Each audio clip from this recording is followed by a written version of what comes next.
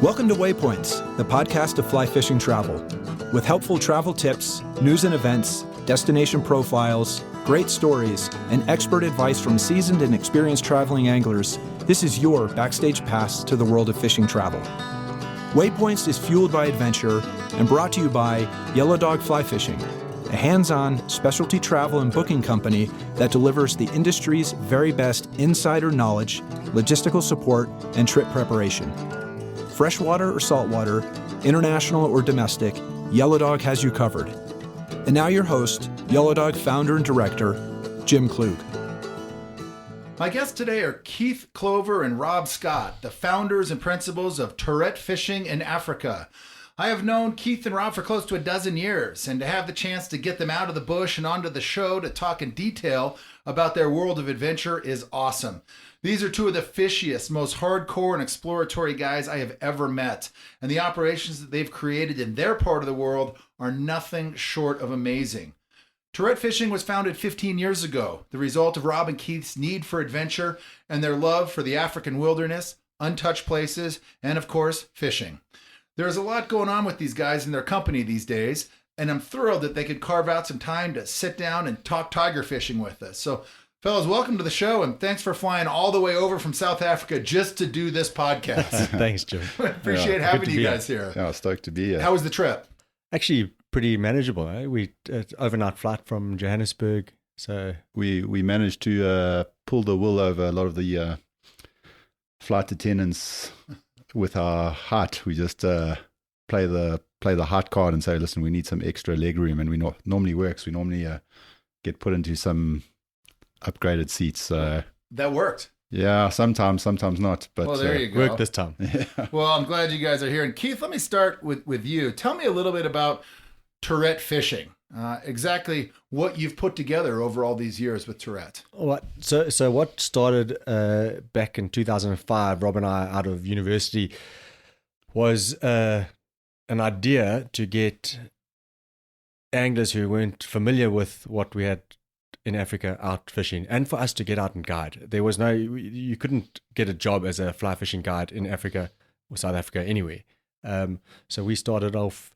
We've both got a background in the tourism industry as photographic and wildlife guides. This is after our university studies, and we started putting our names out there, and we would guide people wherever for whatever we could draw to get across to Africa. Literally, we would do in those early days anything. We would build camps up the coast, and we would take people on cottage to cottage Transkei hikes, and literally anything anyone wanted to do with water or fishing, we would do it. Whatever it took to get outside. Yeah, whatever it took. That's pretty awesome. You guys met in university. Yeah, Correct. Yeah. Okay. Yeah. Well, Rob, tell us a little bit about the original name. Why Tourette Fishing? Kind of an unusual name. Who came up with the idea and why? We used to, before we actually started the company, before it was actually even an idea, we used to joke that we had Tourette syndrome for fishing. And maybe not the most politically correct name, but when you're at university and you're young and you don't give a shit, then you just go with it. And the name stuck. The name stuck, and it's actually Tourette syndrome is a compulsion to the nth degree, so it's just something that you have to do. So we used to joke and say we had Tourette syndrome. We just had to go fishing. We couldn't control it. We just had to get out there. And looking back, it's been a hell of a journey, and maybe it wasn't the best name, but it's still very close to our hearts and something that we're extremely proud of, which we built over that time. Well, but now, and this is big industry news, you guys have just announced a merger with Keith Rosennis and Murray Collins from Blue Safaris and Alphonse Fishing Company. Tourette is now joining forces with what is arguably the best known operation in the world when it comes to fishing in the Seychelles and the Indian Ocean. And with this move, you guys have rebranded. You've rolled out an entirely new name and revamped the program. Tell us a little bit about what you've got going on now. Right. So the rebrand portion, I'll just quickly touch base on, as following on from what Rob spoke about a bit earlier with the name Tourette Fishing. For the last 6 or 7 years, we've always toyed with the idea of a rebrand, and we've had a couple of names on the back burner for the last couple of years. And there just hasn't been the right time to roll it out. So with getting Keith and Murray on board, we decided that was the perfect time to kick the rebrand into the wheels into motion. And it's still very new. It's 2 weeks old, the African Waters brand. And I think it encompasses more on what we're trying to do in terms of use our skill set and the product that we offer to guests to protect the areas that we work and operate in. The merger with Keith and Murray has also again been discussed over beers for the last 4 or 5 years. Really, I've heard about it in the works for a while. It's been back and forth for on paper nothing much has happened until the last year, but verbally and over beers and discussions, it's been an ongoing talk on how best to do it. And it just, our philosophies on what we want to do and how we want to use fly fishing, particularly to help conservation communities in Africa, they're very much aligned. So it's a good fit and a good mix, and we're excited about the future. It's like the perfect marriage. I mean, Alphonse has built the best of brand in the saltwater world. They're just killing it with everything Absolutely. they're doing and all their destinations. You guys have had a parallel path in the freshwater world over there, and so bringing these two forces together just makes all the sense. That's exactly it. You guys are taking over the industry. It's well, crazy. We got to watch out over here. South Africans going to be running the show for all of fly fishing in a matter of years. Well, we just need to get the world to know about what's happening in Africa first. Well, that's right. Yeah. Now, going back a little bit, you guys talked about how you came together in university. That's where you met. Was fishing kind of what brought you guys together? You both realized you were, psycho fishermen and cut from the same cloth. You're like, I got to hang out with this guy. I think it was actually I had incredibly good banter with the girls, and Keith used to hang on the edges and pick up the scraps. So spoken like a true fishing guy. And then somewhere along the line, we figured out that we both liked fishing, and that was it. So been friends for 20 odd years now, which is fantastic. Well, and not just friends, business partners now, and technically you're now family as well. Yeah, right? Brother-in-law. So while I was picking up the scraps, I managed to meet Rob's sister, who wasn't taken. So we've been married for 8 years now. We've got a little daughter. Well, that's awesome. So Keith, let me ask you this first. So how did you find your way to fly fishing? As a young guy, as a kid, who introduced you? How did you get started in the sport? I was fortunate. Our family had I wouldn't say a farm, a wilderness area in a chain of mountains called the Drakensberg Mountains in South Africa. They're a range of mountains running along the eastern side of South Africa, reaching heights of about, in feet, just 11 to 12,000 feet. They're the source of most of the rivers in South Africa, and we had a family farm in the foothills on the Drakensberg, and I grew up there. The British colonizers put trout into those rivers in the 1890s. So I grew up fishing with my father and my grandfather on the small streams in the Drakensberg, fishing for brown trout and rainbow trout in rivers like the Mooi River and the Bushman's River, which are quite iconic trout rivers in a South African context, at least. From the age of about 5. Nice. That's how I got a good way to get started, family. And Rob, same question for you. How'd you get started, and what led you to the sport, and then gradually into the business of fly fishing? Well, I actually didn't come from a fly fishing background. I didn't really care. Just if it was fishing, I was there. It was whether it was rock and surf, fishing in the salt, fishing off a kayak out at sea, fishing for bass, fishing for anything. Any river, still water, and the ocean, which is more close to my heart than freshwater side. And it was actually only through trade fishing that I started to fly fish properly. I'd always fly fished a little bit, but the journey that we went through with trade fishing and finding these new destinations and developing them is when I really started to fly fish a lot. And and the rest is history, I suppose. Well, we were kidding about the number of South Africans that are involved in the fly fishing industry today, but it is a wave. We're seeing it. And a lot of people in the States and I think in the industry in general, believe that the African continent is kind of the next frontier and maybe the last frontier when it comes to new opportunities and untapped angling adventure. For sure, you're seeing it everywhere in the magazines and the films. Lots of talk about it. You guys have literally been at the forefront of exploring and opening up some of these, I would say, kind of now known areas and sharing them with the world. And you've given the sport of fly fishing and our industry a glimpse of what Africa really has to offer for fly anglers. So what compelled you guys to focus on the adventure angling option and going out into the bush and literally trying to discover new fisheries rather than something a little safer and more developed and known, like maybe, we're just going to stick to yellow fishing or even saltwater flats fishing? I mean, you guys went where no one had really gone before and thought, we're going to see what's out here. I think that's a lot to do with our personalities and looking to keep motivation on a personal level up. The other major driving force is seeing how we can use fly fishing and tourism in general, but on the back of fly fishing to help these areas and protect areas. I mean, Africa to the outside world is undeveloped and raw and just full of wilderness, but in reality, it is under huge pressure. I mean, the population is growing exponentially. Resources are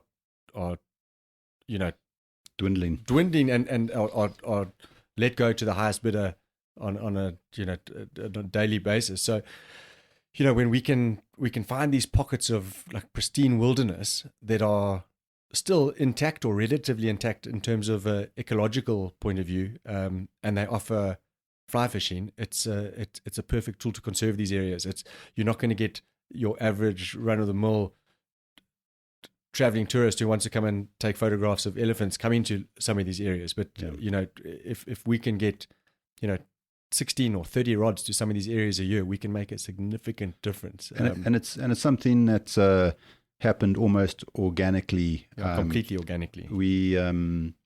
We both come from a science background and I did honors in economics.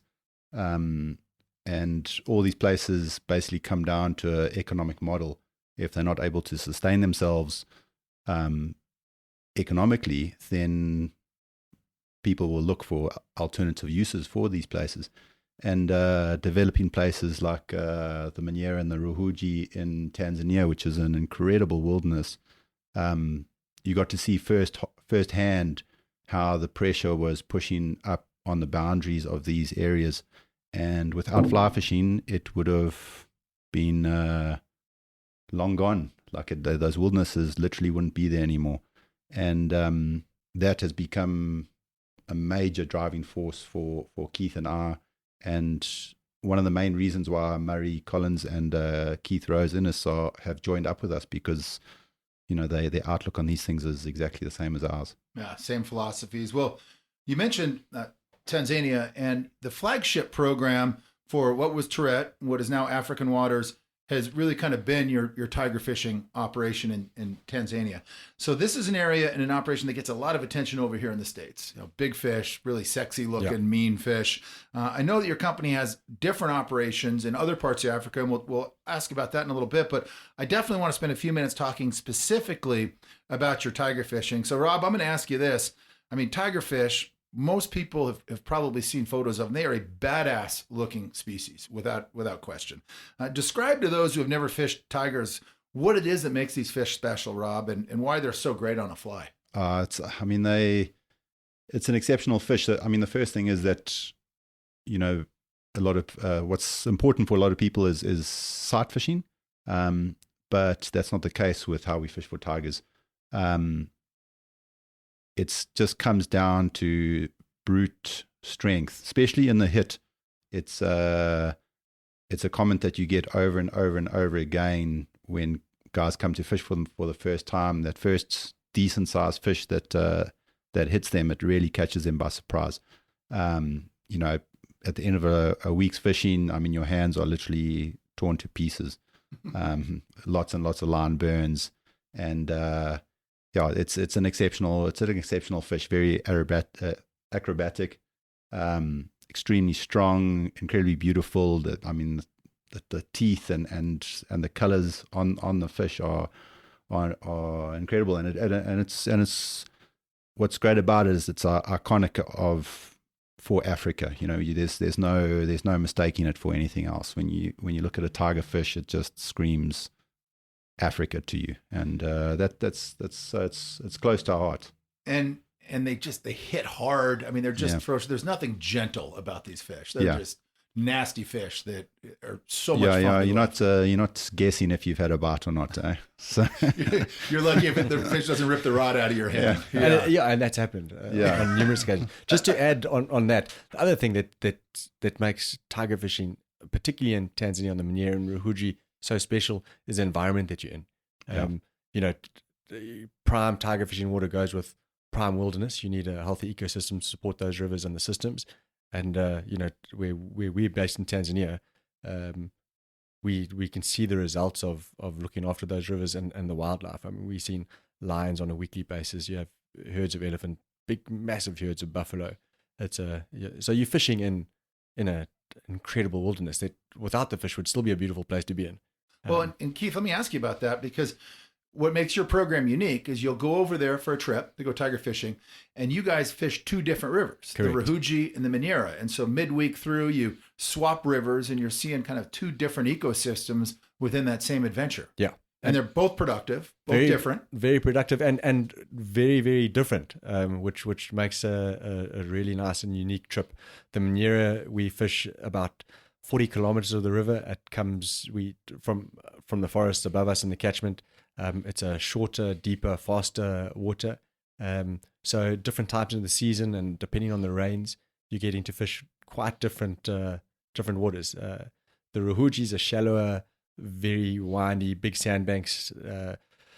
Generally a little bit clearer water because it flows for longer from the catchment. You get to experience two different waters, fishing predominantly the same style, although the Ruhuji you do focus a little bit more on surface stuff, and the journeys between the two camps, you get to look at fantastic game along the way and experience. It's a huge area, 7,000 square kilometers of wilderness, and that's one thing that's actually changed with our business over the last 15 years. Is initially we were very, very focused on the fish, and you're going to catch this, or we have a chance at a 20-pound plus fish, and that was a big focus of our marketing and trying to get people to come and experience these places. But as things have evolved, the focus has been on, obviously fishing is a vital part and what gets people to come to these places, but the overall experience, everything from what you're seeing, what you're experiencing, the smells, the sights, just the feeling of being on that river, and that's been a really great change that we've gone through, and it's been well received with the guests, because when they get there, they, their minds open to the whole overall experience instead of just focused on that that one trophy fish, and if they don't get that trophy fish, then the week's a bust. But I think it's definitely the way that fly fishing travel is going, is guys are looking for these real experiences, and the complete package, and something more than just fishing. And for me personally, that's my fly rods are literally an excuse to go to different places.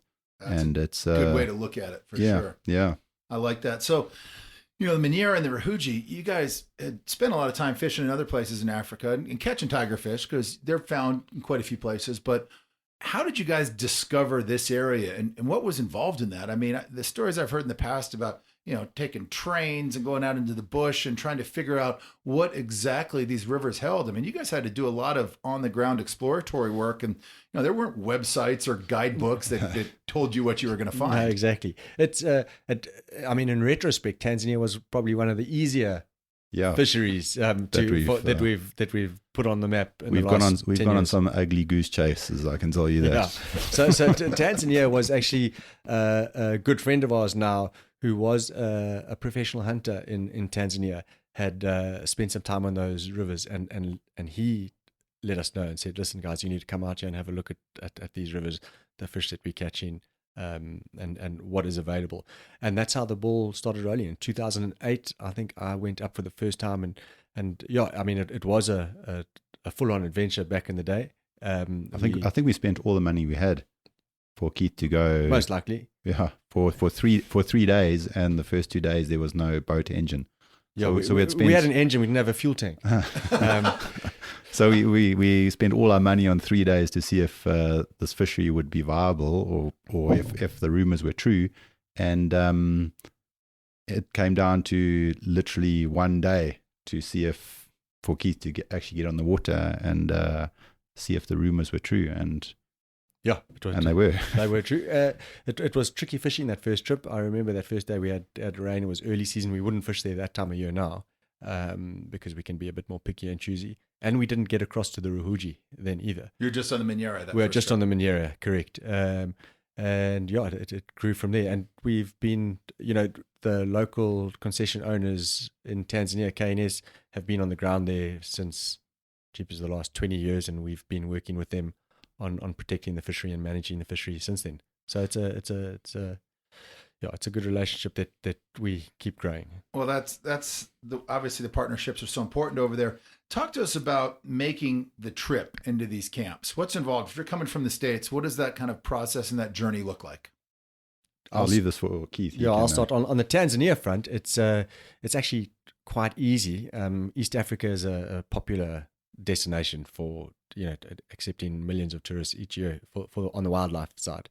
So to get into camp on the Minyara main camp, traveling from the US involves either a flight to Europe, a flight to Dubai, or potentially a flight into South Africa first. But most guys come in through Dubai or through Holland, and then you fly directly down into Tanzania, Dar es Salaam. Most guests arrive on a Friday in Dar es Salaam. You spend a night catching up on some sleep, getting over the jet lag as best you can. And then Saturday morning, it's hour 45 charter into camp. And the charter is also spectacular because you fly over the Selous, which is one of the biggest naturally protected areas in the world, actually. So it's an hour 45 in a Cessna Caravan, landing on a dirt strip, which is about a 20-minute drive from camp. And then it's a 20-minute drive in the back of the Land Cruiser into camp, and you settle in, and you've arrived. And you're out there. I mean, I remember the first trip we went in, we're coming in, flying in the Cessna Caravan, and the pilot had to do a couple passes to kind of push the elephants off of the landing strip. Yeah, that's exactly. So standard procedure. Either the pilot, I mean, in all bush trips in Africa, they do that, but the guides will also now head out, half an hour before the charter arrives, and they'll do a couple of buzzes up and down with the vehicle and chase animals off the strip, particularly in Tanzania, because the strip is right near a big pan called Ndolo Pan. So there's quite a lot of game moving through that area on a regular basis. Nice. Well, talk to me a little bit about, it's a remote fishery. The fishing is demanding. These fish, as you said, they're mean. They're awesome, but it might not be a trip for everyone. So who, in your opinion, is best suited to go tiger fishing?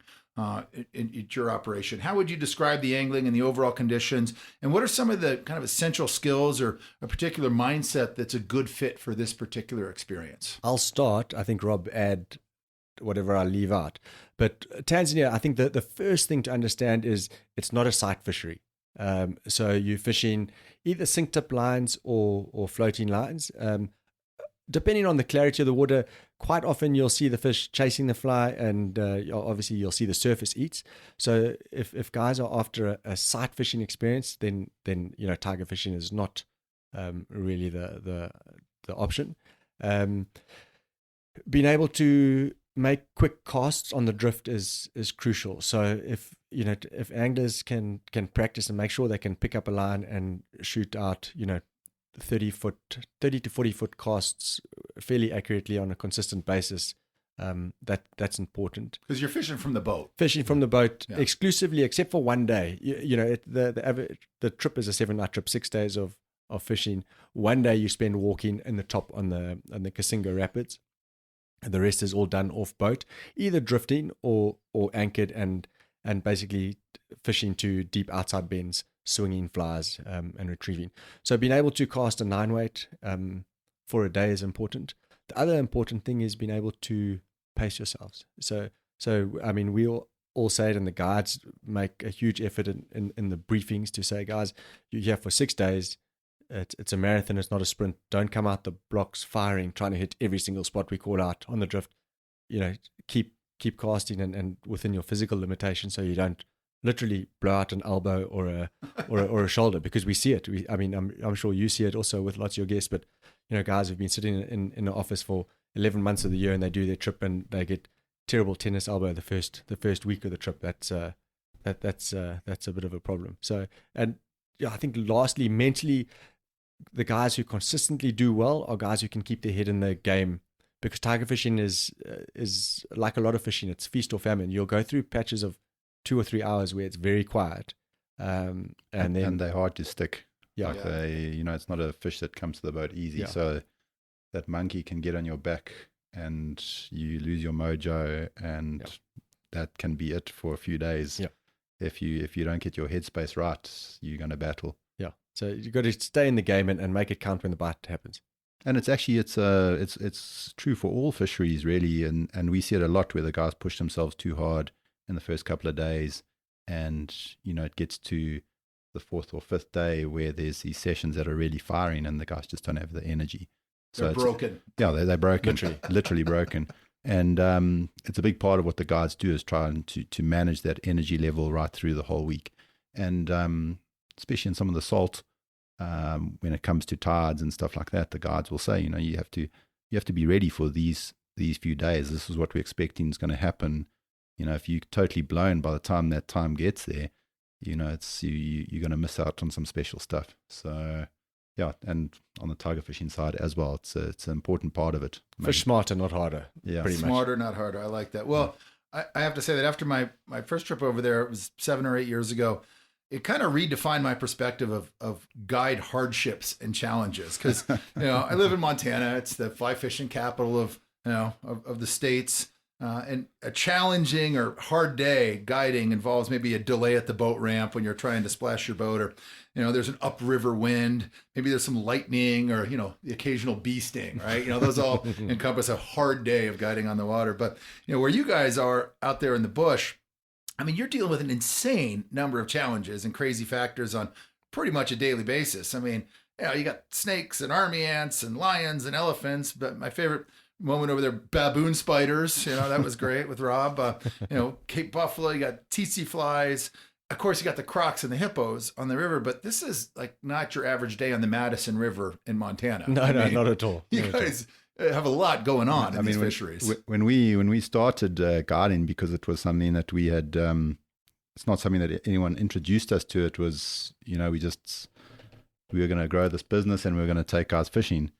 And maybe we came out the blocks a bit too fast, but we literally would guard as hard as we physically could for as many hours as we could. And that meant with some guys, we would literally guard and pole that boat for 14, 15 hours a day.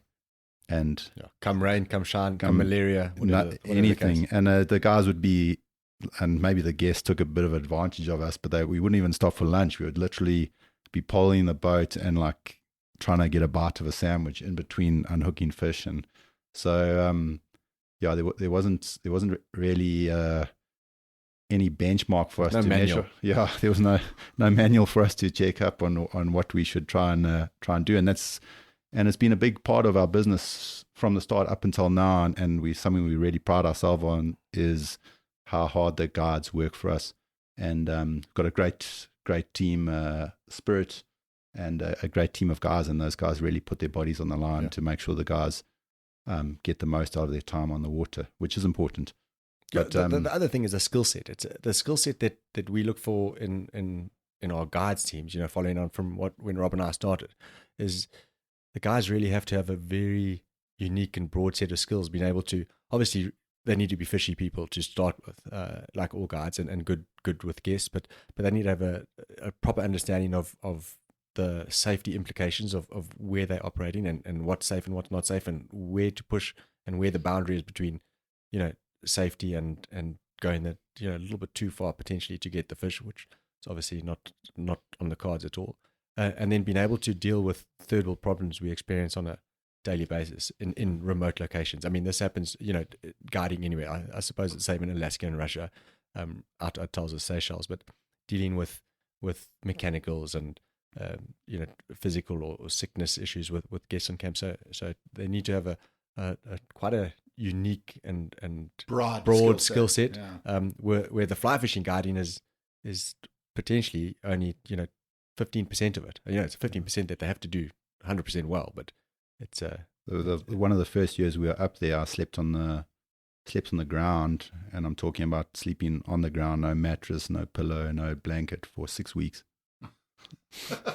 And that was like the introduction. When I came back from one of those seasons, I don't know if I can put in pounds, but in kilos, I went up there, I was 100 kilos. I came back, I was 80 kilos. So I lost 20% of my body weight in 3 months. So guiding over there is not for the faint of heart. You got to wear your big boy pants. It's a lot better now. It's a lot better now. Yeah. The systems are in place. I hope you at least bought Rob a ground pad. Yeah, we've got the guys have all got good beds. They get lots of extra supplements and food sent up. Yeah, listen, it's from those early days, a lot has changed. Well, it's those early days that you remember, because that's exactly what built it up. But let's talk a little bit about specifically to your tiger operations. There's a window of opportunity where you guys are over there fishing. It's a pretty short season. What is the best time of the year to be there, and when do you guys operate for tigerfish? So the prime time in Tanzania on the Manyara and the Ruhujis is from mid-August through till mid-November. All things being equal, I'm sure I'll be echoing what every other guide in the world is saying at the moment. Climate change, we're seeing it, where we had very defined wet and dry seasons. I mean, you could bet your life on bank them. On it. Those are changing now. So, but all things being equal, we wait for the end of the dry season when the water is at its lowest and at its clearest. The rains stop in Tanzania generally in June, July, and then the waters start to drop fast and clear quickly. And the big rains will normally start in December. So you need that short window of basically August to mid-November, and then we cherry pick again the best weeks, which generally start late August and go through till mid-November. That's the time. Well, so that's the time frame. It's a specific window. Let me ask you for 1 minute about equipment. And you were talking a moment ago, you mentioned a 9-weight. What's the preferred go-to tiger fishing setup for your areas? If I'm heading over, what am I bringing as far as a rod and reel setup? What do I need? So on the tiger fishing front, it's very straightforward, and the standard is a 9-weight, 9-foot, a medium to fast action rod. Fly lines, ideally you have 2 rods set up, one with a sink tip, 300 grain or 350 grain weighted sink tip, and then warm water line. Yeah, warm water tropical line, obviously, and then a floating line. All standard weight forward 9-weight lines. The leader setup within is, again, fairly basic. It's 40-pound mono Maxima we like. It's just a good knot strength and quite good with abrasion, and then knottable tiger wire. So it's the wire's key. I mean, knottable tiger wires have some proper teeth. Proper teeth. And in the early days, we were still using piano wire, which was we used that for the first probably 3 or 4 years up there until we could find a suitable knottable wire. Which now makes the world of difference, not only in terms of making sure your knots are strong, you land in more big fish, but it's a lot less hard on the fish's mouths. And it's nice to have multiple rod and reel setups, like you were saying, because you're in the boat, you can have one set up with your floating line, you've got another with a 300 or 350, but then you can swap back and forth. Absolutely. And as you're drifting along and water depths are changing, you're staying in the game. Yeah, absolutely. Yeah. So that's ideal. And the guys will call it. They know the river like the back of their hand. So they'll say, okay, we're going to be fishing another 100 meters, swinging into these deep outside banks. But be ready, I'm going to pass you your floater, because we've got a 50-meter section of some shallow clay bommies, and there's some fish that will come up to a surface fly over these areas. So they've got it dialed in now, compared to when you and I fished, and Rob back in 2008 or 9 it was, where we were almost exclusively fishing sink tip lines. That's right. It's probably 50% floating and 50% sink tip now. We actually tried to figure them out on floating lines and flies, but we got it completely wrong. We thought that fishing with something that made a lot of noise would get them to come up, and we kept on throwing things that were louder and louder at the fish, and they didn't like it at all. No. And it was actually the younger guides teams that came through and figured out that they wanted something that was very quiet on the surface and they've developed a few flies that work incredibly well, and it's been a game changer big time. for targeting these fish on surface flies, which is obviously very exciting. The best way to do it. Reel wise, tigerfish, particularly on the drift, it's not too crucial. A big fish on anchor will take you into your backing, but if you're drifting, generally you can keep up with the fish. So a standard saltwater reel with 100, 150 yards of 30-pound backing is all that's required. Perfect. Well, Rob, let me ask you, we talked rod, reel, fly lines, obviously important. Yeah. What are some other key pieces of equipment for that fishery over there? Sun cream. It gets Africa hot for sure. It is sunny and hot. There's not a huge amount of that the guys need. Definitely, great any almost like flats gear, long sleeve hoodies to protect themselves from the sun. The other stuff that we should have touched on was probably the 4 and 5 weight setups, where the guys target yellowfish on the sandbanks, which is exceptional. It's all sight fishing and a really nice change from the tiger fishing. And I'm trying to listen. The finger gloves for line burns. They do get a bit manky after a while, so a lot of the times guests will just prefer to tape up their fingers. Yeah, bring athletic tape. Exactly. Because it does slice your hands up. Absolutely. Those and that heat, rugged. particularly if that line has a bit of chance to dry before you start stripping. If you're fishing those outside mends and you've mended a couple of times, you let it sink down, and you get a hit on the first 2 or 3 strips over that dry line, it's going to carve you up. It cuts through most things. But it's a constant battle is trying to keep the guys to limit the amount of gear that they bring, because you're fishing on a boat all day and you're trying to keep it neat, and the guide's trying to make sure that the decks are clear, and if there's a shitload of gear on the boat, it's gets a little tight. It gets a little tight. And other than the upper water where you do for a day up by the falls, where you are kind of hiking around and scrambling over the rocks, you really don't need wading boots because you're not getting out of the boat. No, definitely not. And even more so now. I mean, the hippo and crocodile populations on the Manyere and Ruhuji have gone up, exceptionally over the last 10 years because of the increased presence on the water from the guides team. So, the rivers in a lot of remote areas of Africa are the transport routes and the ways to move between areas safely. That guys don't have to walk through big game country. And obviously, when you've got people moving through areas, they are fishing and putting snares down and trap sticks, etc. So we don't see any of there's no people moving through the fishery anymore, and it's given the hippos and crocodiles a real chance to bounce back and it is a real. That's a calm safety way concern. Of saying you got to stay on your toes. Oh, absolutely. Yeah. It's not a place you want to go swimming, that's for sure. But you can actually. So some places where the guys have lunch on the side of the river, and there's a shallow sandbank. The guys the guys really know what they're doing. They make sure that the guests are safe at all times, and they know what they're doing. That's exactly what you want when you go to somewhere new. You want the person that's looking after you to know what the deal is, eh? Yeah, this is not a good do-it-yourself fishery. No, not at all. So one of the other things too is flies, and we get a lot of questions about that. What to tie, what to buy, how to ensure that you're showing up with the flies, and more importantly, the hooks that work. What can you tell us about the most effective fly designs for tigerfish, and what are they eating, and what are you trying to imitate with the flies you're throwing at them? So there's been quite an evolution of flies from the early days. I'll start with hooks. So what we found, that's been probably one of the biggest game changers in tiger fishing, particularly on the Manyere, where we fish into those really big fish, and the Manyere and Ruhuji is hook style. And you need to go with a quality hook, and that TMCO 600 SP is...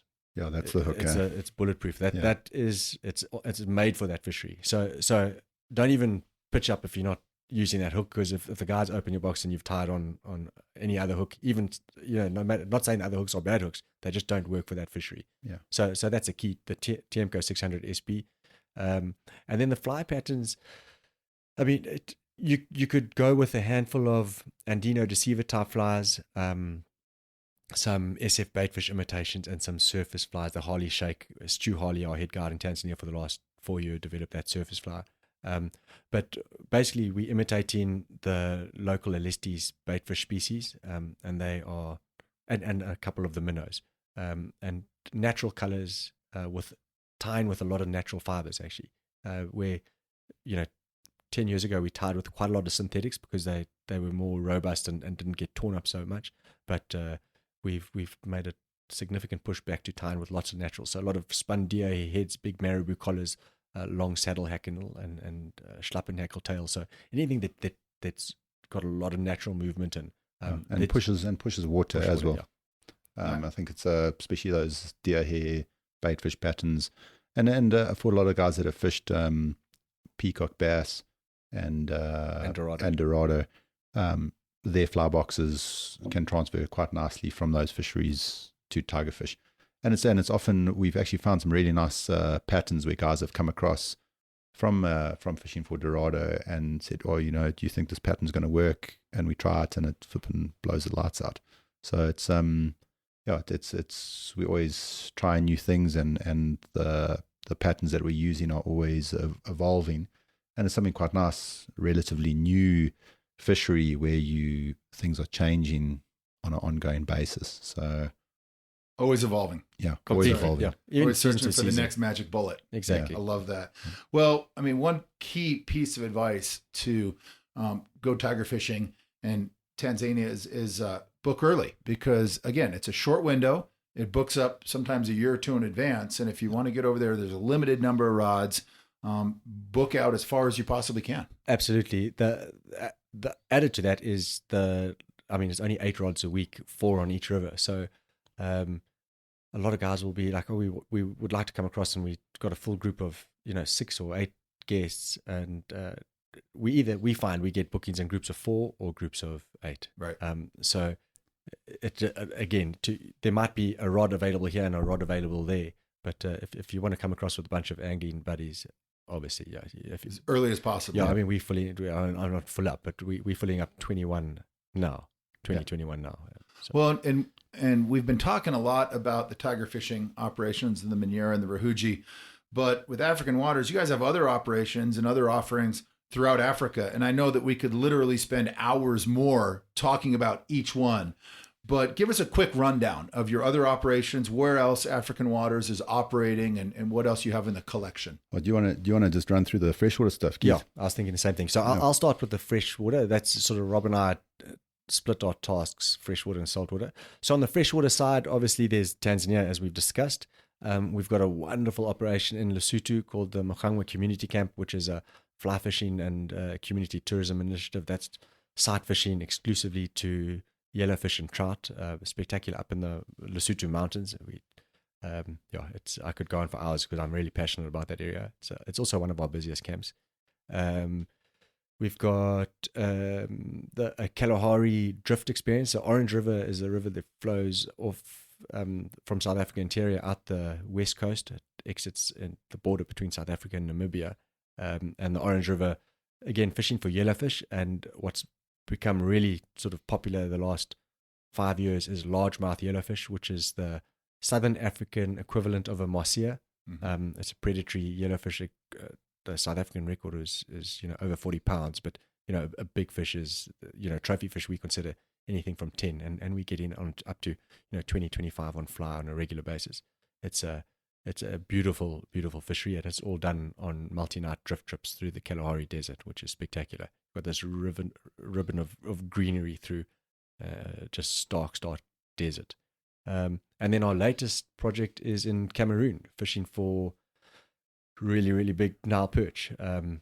We've got 3 species of tigers on the Furrow River there as well. So there's Vitatus, brevis, and Foscali.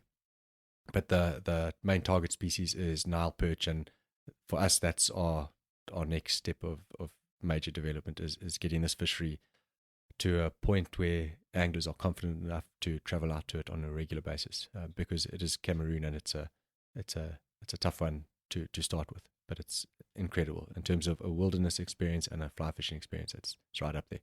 I don't think I've left any out on the freshwater side. No. Then on the salt side, we developed a flats fishery in the Red Sea off the coast of Sudan that we named the Nubian Flats, which has been going now for close on 8 years. 2013 we started. Yeah, so 7 years. And it's an exceptional fishery on the flats, largely around the trigger fishing, which is, I can't imagine there's another place in the world that has trigger fishing like we do in Sudan. But then all the iconic flat species, GTs, fantastic bluefin, trevally. We get our number of shots at permit and oversized bonefish. And some very interesting stuff. We've caught dogtooth tuna off the edges of the flats. Casted sailfish on the flats? Yeah, casted a sailfish on the flats. Only once. And exceptional numbers of boha snapper. And again, the whole experience, being in the Nubian desert with the Nubian mountains, and it's like being on the moon, but then in contrast to the extreme amount of life in the Red Sea, it's quite something. And it's a completely foreign landscape, foreign culture, but an amazing experience. And it's something, when you mention the word Sudan, it's probably not up there on many people's travel lists, but it's an exceptionally safe place, very, very welcoming, and we're quite proud of how we've been part of changing people's perception about that part of the world, which has been fantastic. To and mention it's a liverboard operation. Yeah, and we've actually, this next season we splitting it, and we running 2 different operations there, 2 different boats on a new area in the south, and the historical area that we fished in the north, which is really exciting. And then other parts of the saltwater is Gabon, which has been a major part of what we've been doing. We've been very, very involved in Gabon for a long time, very involved with, on a government level, developing policies to look after the amazing resource that they have in the marine ecosystem. And there we operate in the south, out of our camp at Setakama. And although largely based around spin fishing initially, we've been developing the fly fishing up there for some time, and it's produced some amazing results. And for me personally, if I think of somewhere where I want to go fly fish, I want to be on a beach in Gabon. It's it's pretty wild. Elephants on the beach, buffalo on the beach around you while you're fishing, and you fishing for 200-pound plus top and with a fly rod off the beach. And there's a lot of exciting stuff going on in Gabon. There's a lot more projects on the cards, other areas that are open to us to develop. And I think in 3 or 4 or 5 years' time, Gabon's going to be a serious destination for fly fishermen. And other places that we fish, Costa Rica, but it's Costa Rica. I was going to say with African waters portfolio. Now you're going to have to have an asterisk next to it. Exactly. And also Costa Rica tarpon. But it's I went and visited Costa Rica also about 10 years ago. Yeah. And met this local family on the Rio Colorado, which is not a new fishery at all. And really fell in love with the place, and made a real connection with this Costa Rican family. And over the last 10 years have been a real part of mentoring them and developing their guest house that they run for fly fishing for these tarpon. And it's guys have been fishing that fishery for 40 or 50 years, but it's still an exceptional place. I mean, there's a crazy number of tarpon there, and a great authentic experience. And for me personally, it's been amazing to see how our input, and fly fishing in particular, has literally changed that family's lives. Brian, the son, is just about to finish varsity, and that's a direct result of fly fishing. So it's not, I wouldn't call it a big part of our portfolio, but it's definitely, but it's a project for you. It's definitely very, very close to my heart in particular, and something that I look forward to every year is going to Costa Rica. Yeah. And I mean, this is an amazing collection of destinations that you guys have put together. Obviously, largely, based in Africa, the one project in Costa Rica, but Boy, such diversity and so there's- many cool and there's, things. We constantly got a few new ones on the back burner. So Always looking for the next great place. yeah, we've actually a colleague of ours, Ed Truter, who works with us. He literally, that's all he does is work on the conservation stuff, and is always looking at these new areas. And there's a handful of possibly very special places, and hopefully we'll be able to share them with the fly fishing world in the near future. Well, you guys have done some incredible things, and the term pioneer gets overused these days when it comes to angling, but you guys have definitely done it, and in a place where it's there's so many great stories to come in the future. We're going to close things out on the show here, but I've got to ask you guys one more question, and I'll preface it with this. The first time I fished with you guys, it was probably the second day of the trip, and we're drifting down, and I think we're on the Manera, and you cut the motor, and we kind of drift up to the sandbank, and you guys say, okay, come with me, be really quiet. Let's sneak out here. And we get up on this sandbank, and we kind of climb up, and you peek over, and there's about 8 big crocs that are sunning themselves. Yeah. And they're asleep, and they're all happy, but they're huge. And you guys are like, oh, this is fun. We love doing this. I'm thinking, what are these guys doing? This is insane. And you're like, okay, on 3. And on 3, you guys go running and screaming over the sandbank. The crocs wake up. They're launching themselves off the bank into the river, trying to get away. And meanwhile, there's like 6 more crocs that were asleep in the bush behind you. So these crocs are shooting past, absolute chaos, Nile crocodiles everywhere. And they're all bigger than we are. And I'm thinking, so this is what these guys do for fun. This is kind of insane. When you're in the bush for 4 months at a time with not a girl in sight, you come up with inventive